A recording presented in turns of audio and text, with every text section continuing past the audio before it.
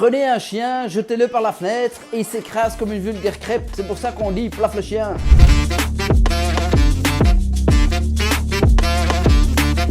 Le chat, quant à lui, réussit l'exploit de se retourner et d'atterrir comme un prince. Cette astuce, c'est la conservation du moment cinétique. Le chat bouge une partie du corps d'un côté, une autre partie de l'autre, de telle sorte que le moment cinétique total est constant. Il réalise cet exploit parce que c'est un bon physicien, mais pour une autre raison. Because, il a une clavicule flexible, caractéristique que n'ont pas les chiens. Une étude aux États-Unis a répertorié toutes les blessures répugnantes que subissent les chats quand on les jette, quand ils tombent par la fenêtre. C'est là qu'on dit que la science peut tout. Je dis, si vous aimez les chats, vous allez vous dire que les scientifiques sont des sadiques. Le maximum de létalité, le maximum de blessures, si vous voulez, c'est au 7e étage. Et là, c'est un brin cocasse parce qu'un chat qui tomberait du 14e étage est moins blessé d'après la science. L'astuce, c'est que malheureusement, le protocole expérimental était un brin défaillant. Les scientifiques se sont pas amusés à jeter les chats par les fenêtres à tous les étages possibles et imaginables. Ça, bien sûr, ce serait interdit. Donc, qu'est-ce qu'ils ont fait? Ils se sont postés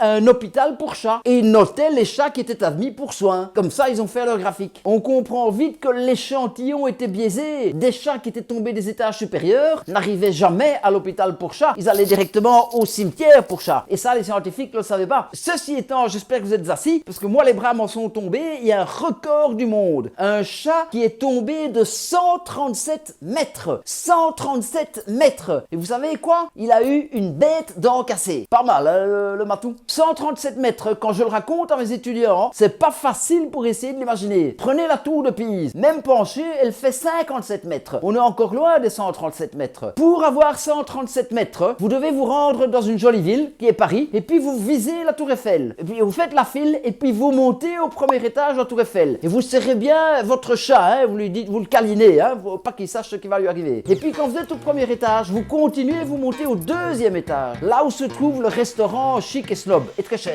Et là, vous n'êtes pas encore rendu. Vous devez encore monter 15 marches. Et quand vous avez monté ces 15 marches, hop, discrètement, vous jetez le chat par la fenêtre. Et si là, moins qu'une dent cassée, vous aurez gagné le record du monde. Salut, que